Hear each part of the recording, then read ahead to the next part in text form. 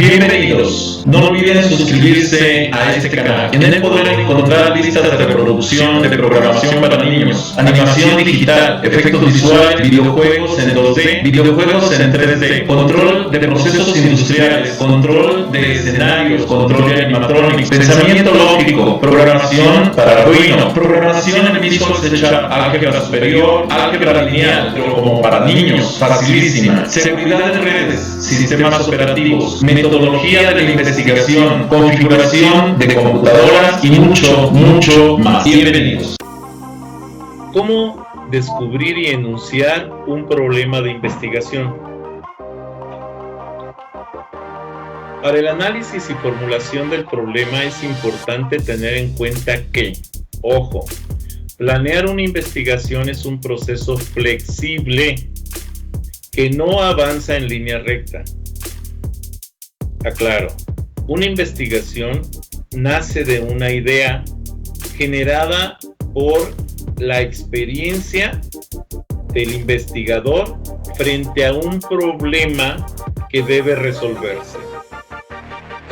Esa experiencia y ese problema que debe resolverse debe de ser planteado de manera clara y específica, y a eso se le llama la formulación del problema.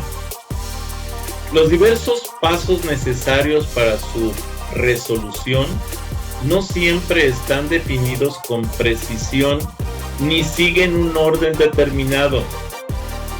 Son momentos del pensamiento en construcción. El investigador construye ideas para la solución de problemas. Esto les debe de quedar muy claro. No existen guías ni caminos ya trillados, ya caminados, ya andados, ya recorridos. Eso no existe. Cada investigación es una aventura de la inteligencia personal. Los momentos del análisis y de la formulación del problema son 4 en particular. 1 es el desarrollo del problema. 2 es la descripción y planteamiento del problema. 3 son los recursos para localizar y analizar los problemas. Y 4 es la evaluación del problema. Esta es la situación, son los momentos para el análisis y la formalización de un problema de investigación. 1. Desarrollo del problema. El investigador poco experimentado, ojo, tiene un concepto facilista de la importancia que tiene analizar el problema. No le interesa la tarea laboriosa de analizar el problema realmente. Sueña con ser un protagonista investigador que descubre algo capaz de conmover al mundo. A menudo el investigador nocivo experimenta una verdadera ansiedad por hallar inmediatamente las respuestas a sus interrogantes en el proceso de solución del problema. Hago la siguiente aclaración. Aunque este es la base y el inicio de una investigación, el hecho de plantear un problema o de observar una situación problemática para poderlo plantear como un proyecto de investigación, las respuestas obvias a ese problema normalmente no son las respuestas correctas a ese problema. Esto les debe de quedar muy claro. El investigador, cuando empieza, ve y dice, tengo este problema y esta es la solución, y lo plantea y ya. No, esa no es la forma, porque necesitamos el análisis científico de todo ese proceso para llegar realmente a una solución científica.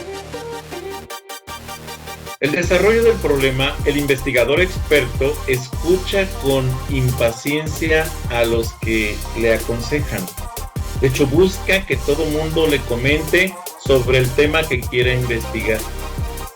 Aquel que no quiere escuchar a las personas hablar sobre su tema, normalmente es un investigador iniciante, que no tiene experiencia y que no toma ideas de otros para resolver el problema y dice yo tengo la solución, se siente capaz de resolver todo.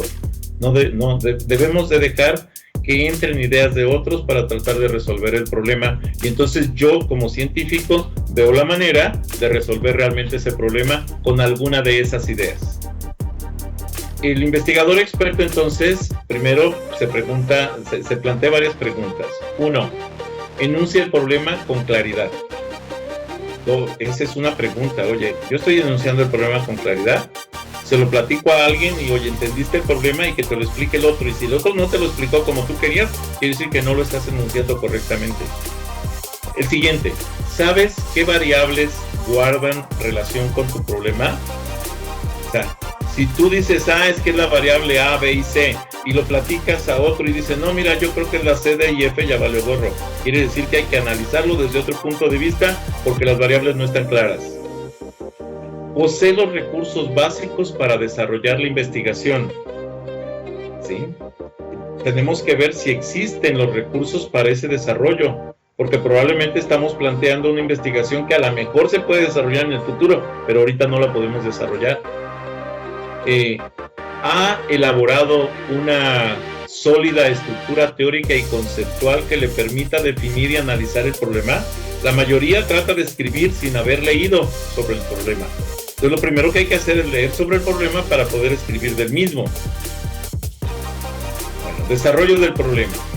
Sin considerar estas preguntas con seriedad, tenemos un investigador inexperto lleno de datos e informes que no le sirven para nada. No puede crear con estos la solución al problema y surgirá de manera automática solo porque emplea una terminología elaborada, datos estadísticos y procedimientos de investigación. Las investigaciones eficaces no consisten en jugar con los instrumentos y técnicas científicas para obtener una cantidad de estadísticas y de datos sin sentido. No basta con limitarse a utilizar los instrumentos de laboratorio, por ejemplo. Si el investigador inexperto desconoce el problema que intenta resolver, no puede emplear de manera inteligente ni el laboratorio, ni la estadística, ni las notas. Los instrumentos no hacen al investigador ni a la investigación. El problema de la investigación debe ser planteado hasta los últimos detalles. Porque, ojo, un detalle que no tomemos en cuenta puede cambiar el resultado de una investigación totalmente. La tarea de llevar a cabo el plan, hacer observaciones y acumular datos, constituye en gran medida un proceso mecánico que demanda más perseverancia que profundidad. Y las investigaciones científicas deben de buscar la profundidad en la solución del problema y no el acúmulo de datos con respecto al mismo. El análisis del problema, es decir, la identificación de las variables que intervienen y de las relaciones existentes entre ellas, pueden requerir más tiempo que cualquier otro aspecto del estudio y de la investigación. Hay que tener muchísimo cuidado con eso, por favor, compañeros, porque el hecho de que nosotros planteemos un tema de investigación no quiere decir que el tema realmente conforma un problema de investigación. Les pido por favor que analicen muy bien los protocolos y que veamos todos estos conceptos aplicados a los protocolos. El desarrollo del problema, identificación, vamos a decir, es un paso importante. Muchos investigadores inexpertos se aferran a cualquier detalle y lo llaman problema, cuando realmente es un detalle del problema de la investigación, o sea, es un pedacito del problema. ¿Cómo se localizan los problemas? Es una pregunta que debemos hacer. ¿Qué condiciones los originan? John Dewey respondió estas preguntas al sugerir que los problemas aparecen cuando se encuentran dificultades. Y por eso hace rato les comentaba que la observación de algo que está ocurriendo y que lo vemos como problema, que sabemos que está provocando un conflicto, una dificultad, eso puede ser origen de un problema de investigación para ver la manera de solucionarlo. El sentimiento indefinido de que algo está mal o la sospecha de que cierta teoría no es adecuada, y voy a agregar una frase ahí más, la sospecha de que algo que se hace de la manera A se puede hacer de una manera B y que puede ser que B sea más eficiente que A, esto nos puede llevar al planteamiento de un problema de investigación.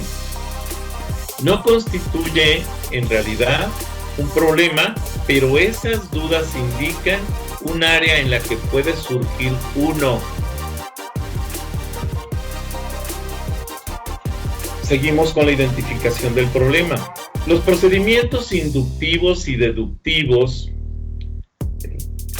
que se utilizan para identificar las causas que dan origen a un problema, entendiendo, ojo, y acordándonos de eso, de que cuando inducimos es cuando vamos de lo particular a lo general, y cuando deducimos es cuando vamos de lo general a lo particular.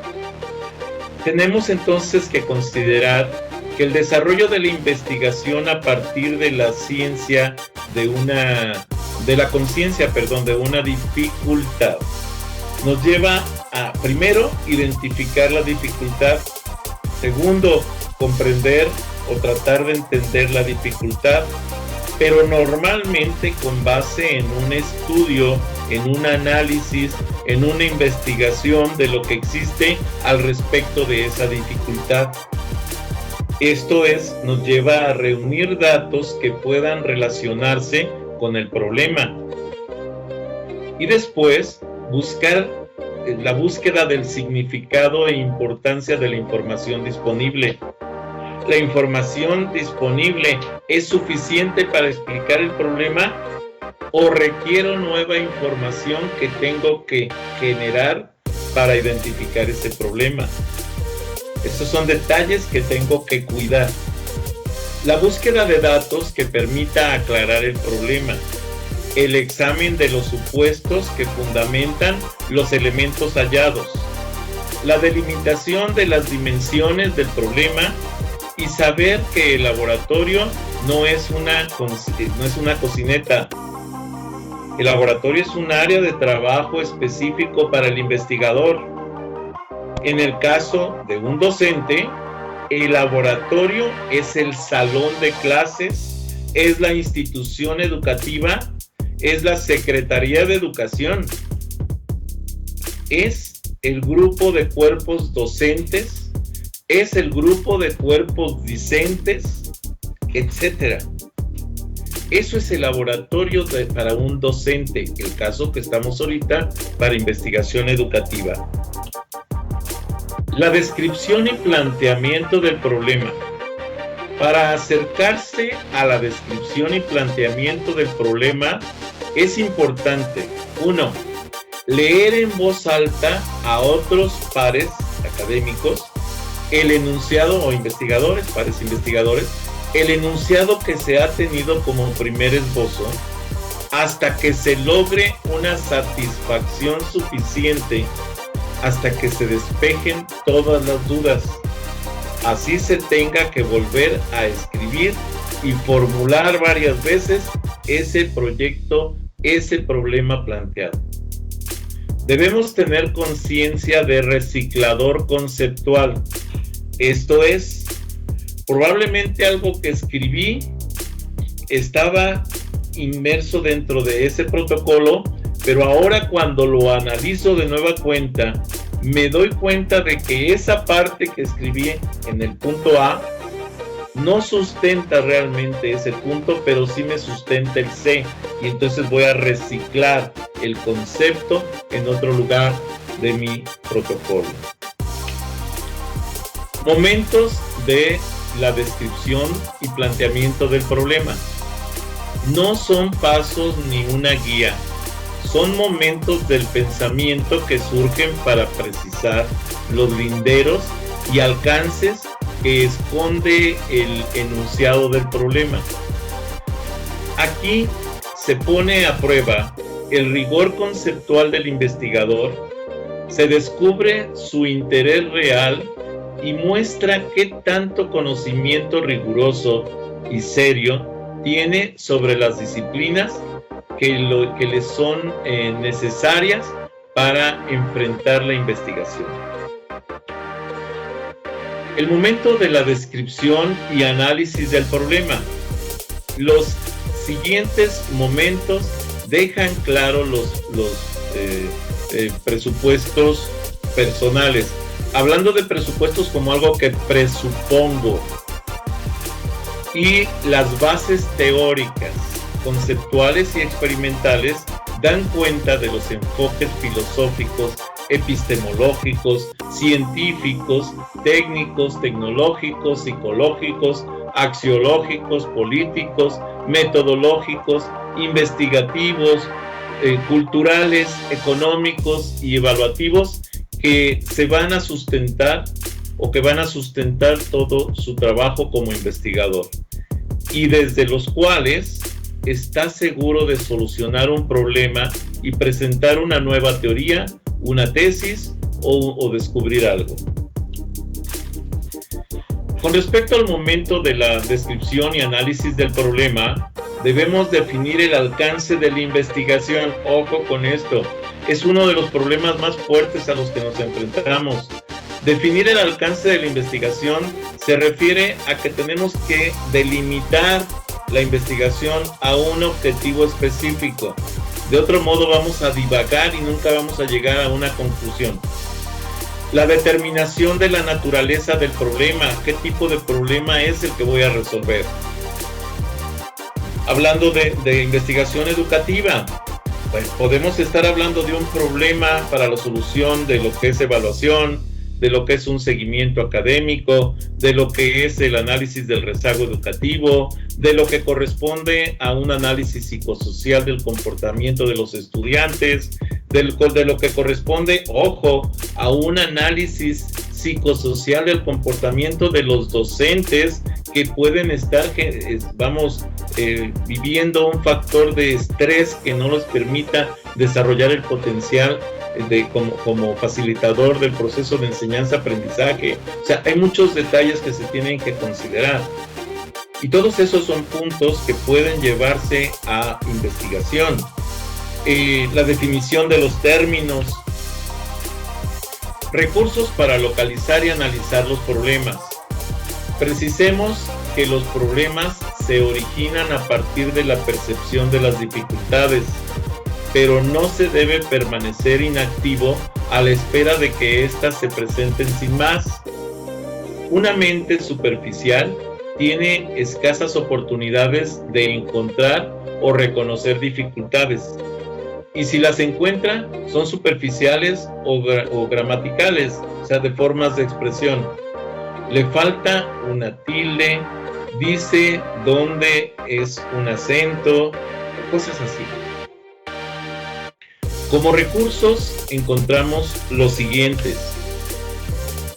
Recursos para localizar y analizar los problemas. Tenemos la inmersión en la literatura, o sea, buscar, leer, documentarnos sobre el problema planteado, el problema que queremos desarrollar. La exposición de los estímulos profesionales, el examen de las experiencias cotidianas, las anotaciones o apuntes que hagamos. Ojo, esto es fuente de observación. La adopción de un punto de vista crítico, socializar inquietudes. La evaluación del problema, como punto 4, como momento 4, cuando por primera vez se tiene conciencia de una situación problemática, debe evaluarse si es posible y conveniente realizar esa investigación, si es prudente, si es posible culminarla, si es útil y a quienes beneficia socialmente. Se deben hacer consideraciones personales y 2, consideraciones sociales. Acuérdense que las investigaciones normalmente se busca que tengan un impacto social, un impacto que ayude a la sociedad con la solución de un problema. Las preguntas, por ejemplo, el problema es el problema, precisamente. ¿Cuál es el problema de la investigación? Esa es una pregunta que de pronto, aunque la tenemos en la mente, a veces no sabemos resolverla. Preguntas que pueden sugerir problemas de investigación en la educación superior, por ejemplo. Desde el docente, preguntas que puede hacerse el propio docente. Si yo sé la materia, ¿por qué se me dificulta enseñarla? Ahí hay un tema de investigación. ¿Cuáles son los procesos de enseñanza-aprendizaje que puedo utilizar? Porque yo domino el tema, vamos a decir, como docente. Y entonces, ¿por qué no puedo transmitir ese conocimiento a los demás? ¿O por qué se me dificulta hacerlo? El siguiente, otra pregunta que debe hacerse el docente. ¿Cómo puedo estar seguro de que el estudiante me entiende? Y aquí es más un proceso de evaluación en lo que son las habilidades y conocimientos del discente por el proceso que el docente llevó a cabo en el proceso de enseñanza-aprendizaje. 3. ¿Por qué siento que si mis acciones docentes son rutinarias? Más bien, ¿por qué siento que mis acciones docentes son rutinarias? Bien, si tú lo sientes, imagínate cómo lo va a sentir el estudiante. ¿Cómo se forma un docente universitario? La mayoría de los docentes universitarios no son directamente pedagogos. Normalmente tienen una carrera universitaria, probablemente un posgrado y después, a lo mejor, un posgrado en docencia. Y entonces es como normalmente se forman los docentes universitarios, incluso los de posgrado. ¿Sí? Entonces, ese tipo de preguntas las tenemos que hacer. ¿Cuál es la mejor manera de dictar una clase? ¿Sí? Voy a buscar formas en las cuales puedo llevar las clases. Hemos estado viendo varias actividades, varias formas, y sobre todo ahorita en este periodo de pandemia, en el que hemos aplicado técnicas distintas, que foros, que cuestionarios, que resúmenes, que reseñas críticas, análisis de videos, análisis de PDFs, análisis de presentaciones, etc. Bueno, son distintas formas para llevar las clases. ¿Cuál es el motivo académico y social? ¿Y qué me impulsa a ser docente? La mayoría de docentes nos impulsa en la necesidad, pero también a muchos nos impulsa el que nos gusta dar clase y entonces nos sentimos bien dando la clase y eso es un motivante adicional. ¿Cuál es mi relación con el conocimiento científico y particularmente del que hablo en clase? Entonces, son los detalles que tenemos que cuidar en esa relación que hay entre vamos a decir, mi área de expertise en el campo científico y cómo influye ella a los aspectos de mis clases. ¿Qué es lo que debo hacer que de hacerlo mejoraría la docencia universitaria? Muy bien. Ahora, con respecto al estudiante, si ahora no me pongo en el papel del docente, sino del estudiante, también hay algunas preguntas que vale la pena analizar. Ejemplo, ¿por qué razón se dice ahora que el estudiante no estudia, no lee, no investiga? ¿Realmente ocurre eso? Yo como estudiante sí leo, sí investigo, sí estudio. Y es una pregunta que hay que contestar. Otra pregunta, ¿sabemos cómo estudian nuestros estudiantes? ¿Yo como estudiante sé cómo estudio o ni siquiera me he puesto a analizar esa situación? O sea, ni siquiera sé si soy auditivo, kinestésico, visual. y yo como estudiante no lo sé y quiero que mis docentes lo sepan, dense cuenta en qué papel estamos. Tenemos que analizarnos como estudiantes. ¿Qué tipo de profesional tendríamos si tuviera todas las condiciones para hacerlo y todas las capacidades para lograrlo, pero no tiene un docente preparado? Realmente un discente dispuesto a aprender requiere al 100% que lo forme un docente. Acuérdense que existe algo que se llama autodidacta y por algo podemos trabajar esa palabrita para saber qué tipo de estudiantes somos. Otra pregunta es, ¿sabemos cómo aprenden las personas? Realmente ya me puse a analizar cuál es el proceso cognitivo que me permite asumir y penetrarme de un conocimiento en particular. ¿Realmente sé cómo se lleva ese proceso cognitivo? ¿Cuál es la diferencia entre pedagogía y educación? ¿Y cómo se refleja esto en la formación universitaria? Como discente, ya no como docente, ojo.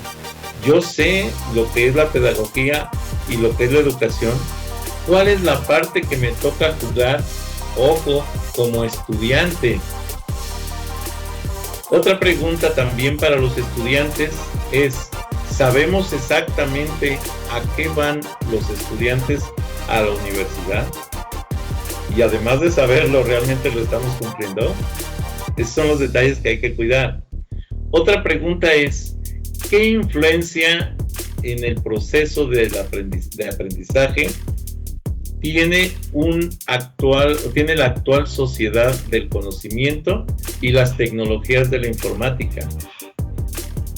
¿El estudiante realmente busca la información en las tecnologías que existen en la nube para comprender el concepto real o solo para saber una respuesta sin entender el concepto como debe de ser?